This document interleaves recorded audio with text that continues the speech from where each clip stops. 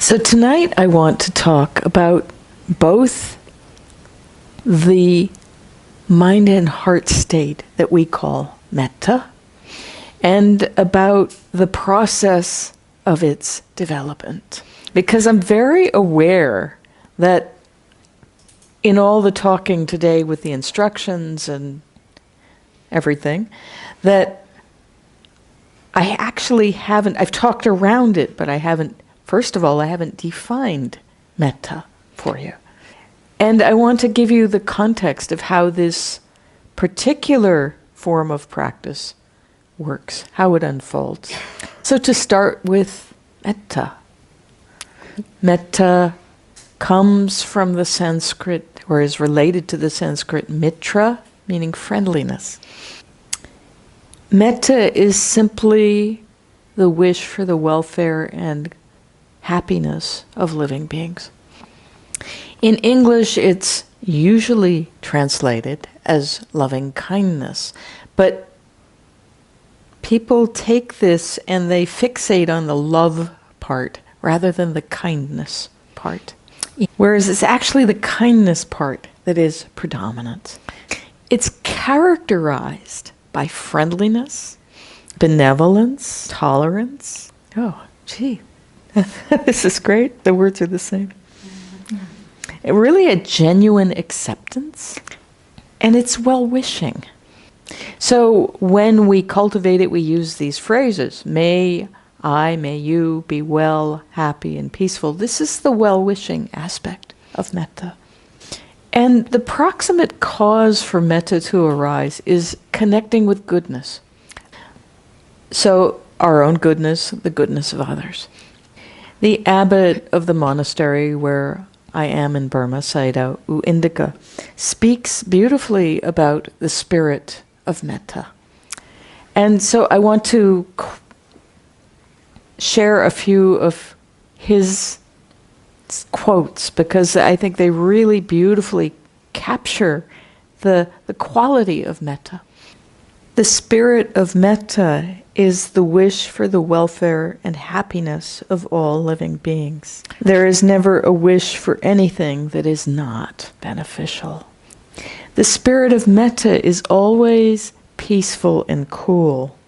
It is never burning or agitated. The spirit of metta sees the good. It never dwells on faults. And the spirit of metta is free from entanglement. It is always accompanied by a spirit of independence.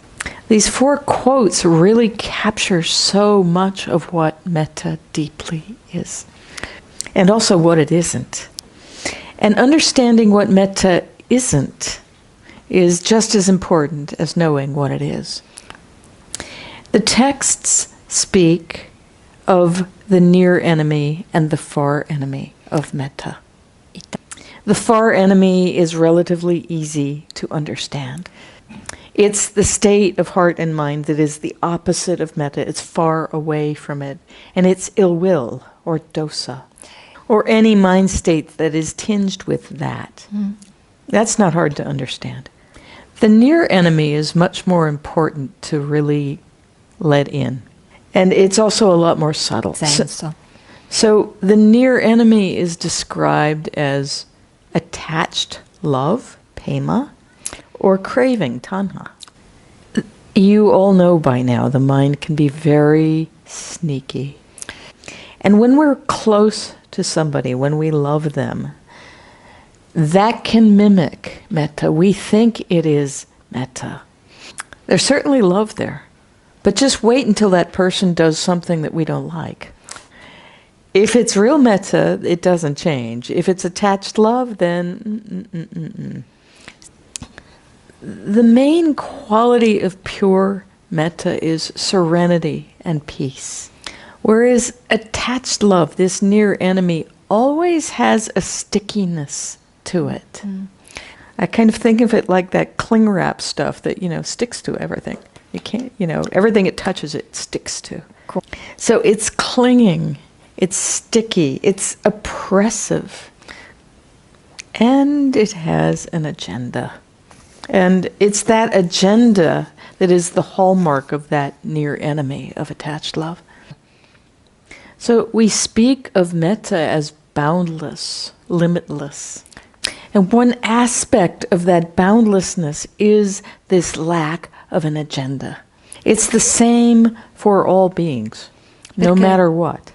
It's without agenda, it's without expectation, and free from all those things that can come with attached love, like longing, grasping, l'aggrapparsi, needing, wanting, entitlement, judgment, and so on, etc.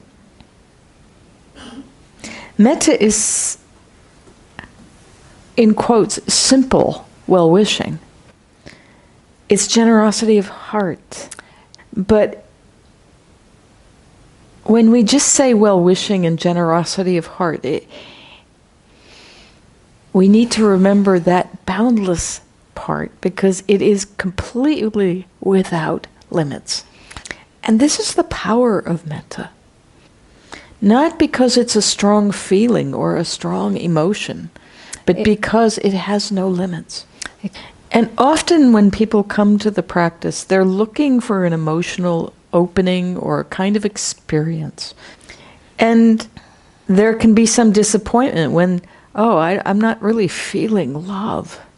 But when you ask people, well, are you in touch with this heartfelt well-wishing? They say, oh yeah, it's just everywhere. And they don't realize that is the metta, not the emotion that they might be expecting. And at first in the practice, when the heart opens, there can be this warmth, this really sweet feeling. But as the practice deepens, the metta becomes more and more purified. It gets really very, we say in English, very chilled out. Fresco. Yeah. Fresco. Cool, peaceful. Fresco. Still.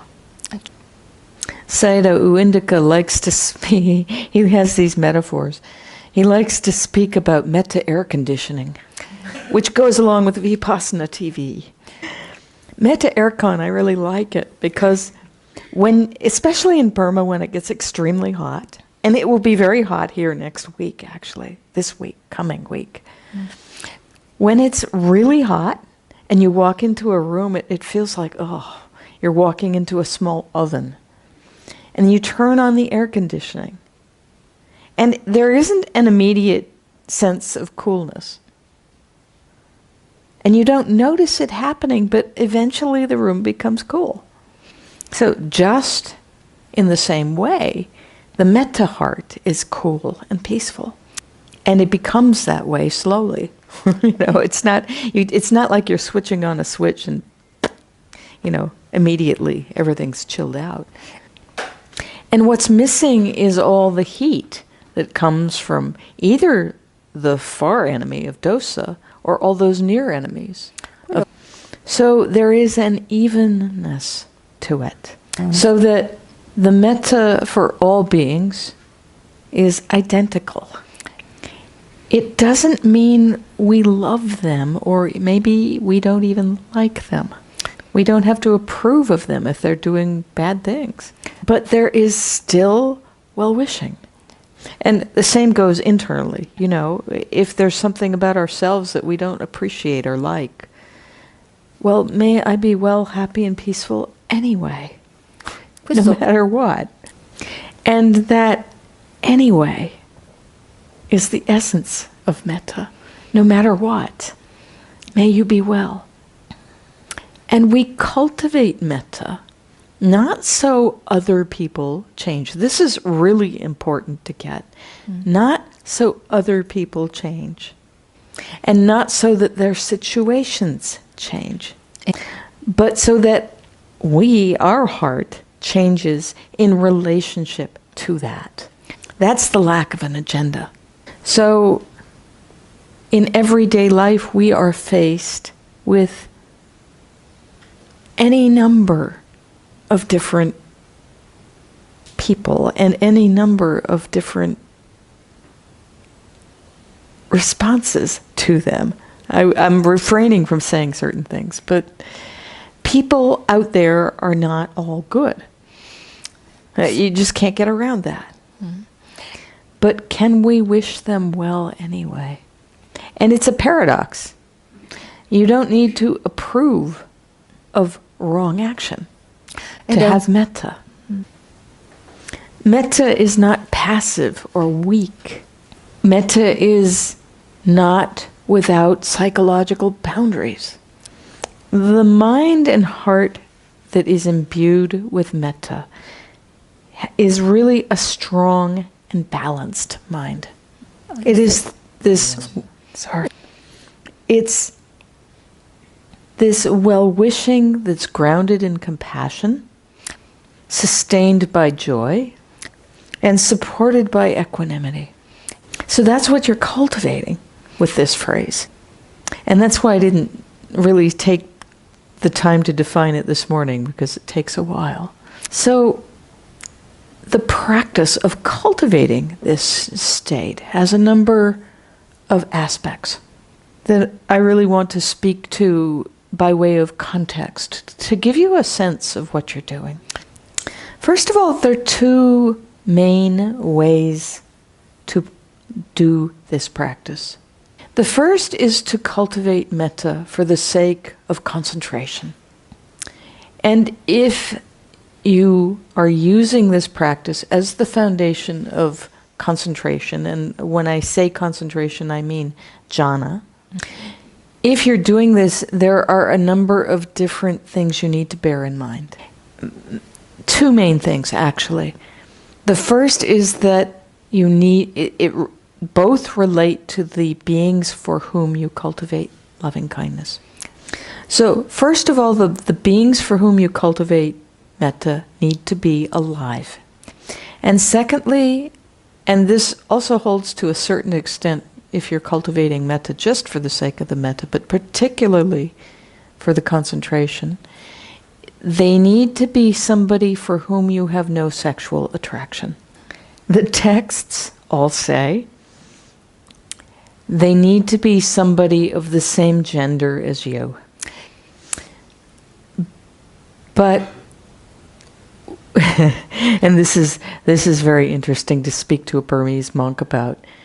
When you tell a Burmese monk, but some people have sexual attraction to the same gender, and there isn't the cultural understanding of that. So basically the bottom line is it's about sexual attraction. So traditionally they need to be the same gender as you. But if you happen to be more sexually attracted to a being of the same gender, go with the opposite gender. Just go with wherever there's least sexual attraction. So these are two things you really need to pay attention to if you are cultivating metta for the sake of concentration. Or you can cultivate metta primarily for the sake of the metta itself. These are two really different intentions. When you cultivate metta for the sake of concentration, metta will arise, but the concentration is more important. But you can actually use this practice less for the concentration than for the metta itself. And this is not just supportive of everyday life, but it's also incredibly supportive of the vipassana practice. And if you're cultivating metta for the sake of the metta itself, the practice can be much more flexible and fluid. So whichever of these you're doing, whether for the sake of the concentration or for the sake of the metta, there are really two aspects of this practice. Because the practice is twofold. It is a training and it is a purification. So first as a training, you've probably already seen today, I have no doubt, I'll hear tomorrow, but you've probably already seen today how wild the mind can be. It does what it wants. And we can really struggle with this. We struggle with what arises, we struggle with the way things are. We can't control the mind. Can anybody here control the mind? Qualcuno qui è in grado di controllarla? No, it's not possible. But we desperately want to, right? This is what we call in English an exercise in futility, because the mind is not ours to control. What arises is the result of causes, conditions, karma, and habit, which is, a bundle of all those things. So one of the first tasks in the practice is to tame the mind, to train the mind. There's some beautiful verses in the Therigatha, the verses of the first Buddhist women, where a nun describes coming down from Vulture's Peak, where she had spent the day meditating. And as she came down from Vulture's Peak, she saw an elephant emerging from its bath in the river. And the elephant trainer, the Mahout, said, "Give me your foot." And the elephant gave him his foot, and he climbed up on the elephant, and they went away. And she speaks so beautiful. She says, "I saw the untamed tamed. And with that, I entered the woods and trained my mind." So using this sight of a trained elephant as an inspiration, knowing how wild elephants can be. And in the primary texts, the Buddha has so many beautiful metaphors about training elephants, training horses. He speaks in the Majjhima Nikaya in Majjhima 125. He speaks about a forest elephant and how when a forest elephant is brought out into the open, he longs for his old ways, even though they're more dangerous and less comfortable than the king's palace. This is habit, right? We long for our old ways, even though we know them to be dangerous, unwholesome, not useful. And in the face of the strength of that habit, we have to be gentle, we have to be understanding, and we have to be respectful of ourselves. E di rispetto. And understanding. It says in that text, he says, the elephant tamer addresses the forest elephant with such words that are gentle, pleasing to the ear, affectionate, and going to the heart. Nice elephant. So, what's your attitude to your wild mind? Do you speak to yourself gently, affectionately, in a way that's pleasing to hear, going to the heart? When some unwholesome mind state arises that you don't want or like, or that same stupid thought arises that you wish you wouldn't think, this is really the challenge in this practice. To acknowledge this stuff kindly, to stand your ground, but gently, to really acknowledge the presence of this wild mind without giving into it and without following it, without feeding it. So all sorts of things can arise in the practice. For example, restless boredom. I'm sure a lot of you have felt this. When is this sitting going to be over? Isn't she going to ring the bell? Maybe she's asleep. And then, there's movement, or you look at your watch, or, it's like The task in the face of that kind of thing is not to give in to it, not to move, not to look at your watch, not to follow the thought, but to simply rest there. Let it be there. And the training is this repeated inclination away from these kinds of habits. Yes, I'm bored and restless. May I be well, happy, and peaceful anyway. Or sleepy, or whatever it is. By acknowledging, letting it be there, and inclining to the metta anyway, you're creating a new habit. The more you incline to the metta, the more often you incline to the metta, the stronger that habit becomes. And that replaces the old habit. It's unbelievable, but not easy. The Buddha said, whatever a monk frequently thinks and ponders upon. Some people say in English there's an expression, fake it till you make it. But that's not quite it. I mean, some people use this for the metta, you may not feel it, but say it anyway. But it's not that. So we want to feed the metta. Yeah, go ahead. Not the unwholesome mind states that might be. And it's this inclination, this feeding the wholesome and starving the unwholesome, that is the essence of the second aspect of this practice, which is purification.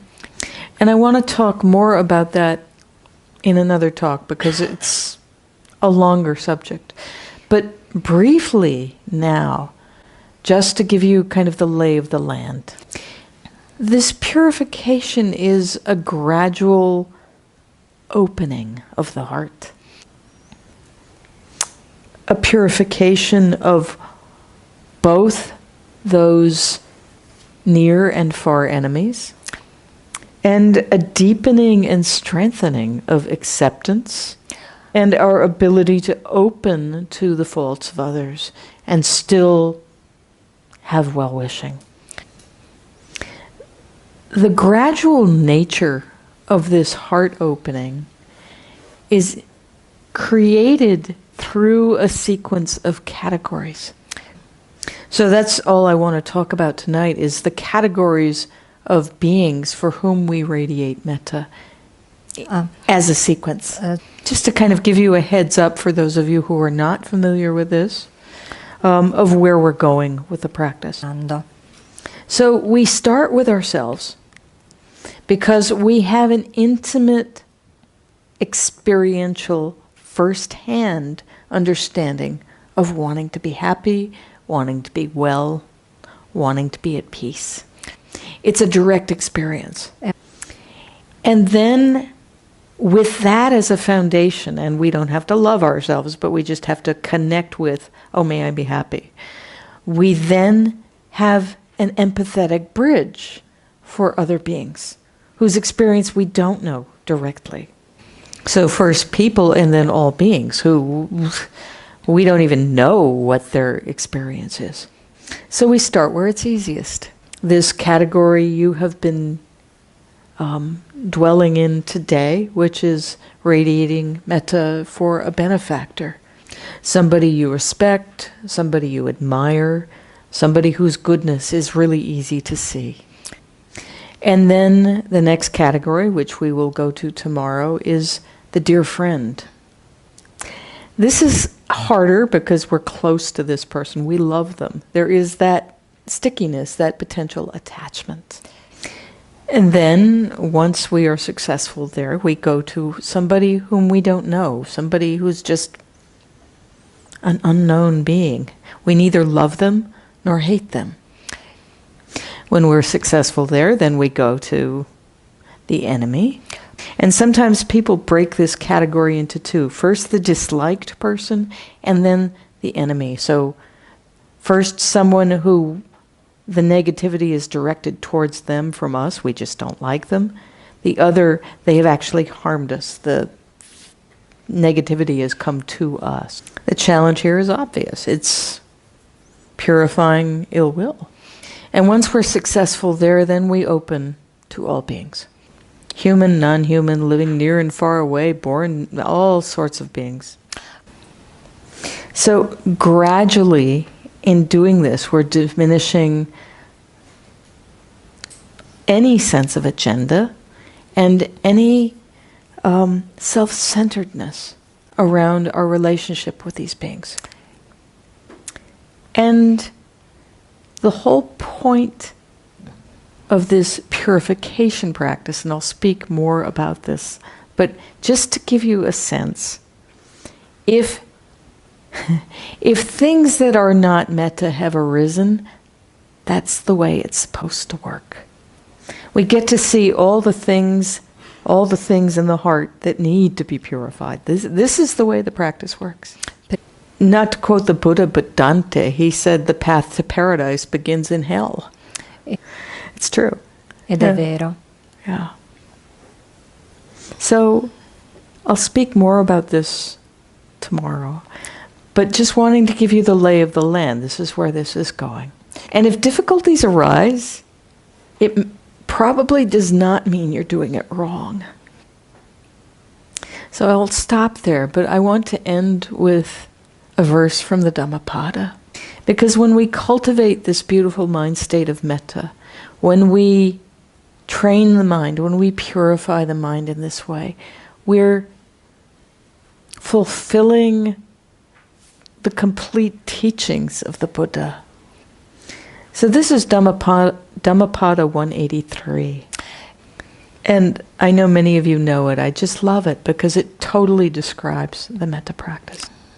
He says, cultivate the wholesome, refrain from the unwholesome, and purify the mind. This is the teaching of all the Buddhas. So through this cultivation of metta bhavana, may your cultivation of the wholesome and refraining from the unwholesome and purification of the mind be completely fulfilled.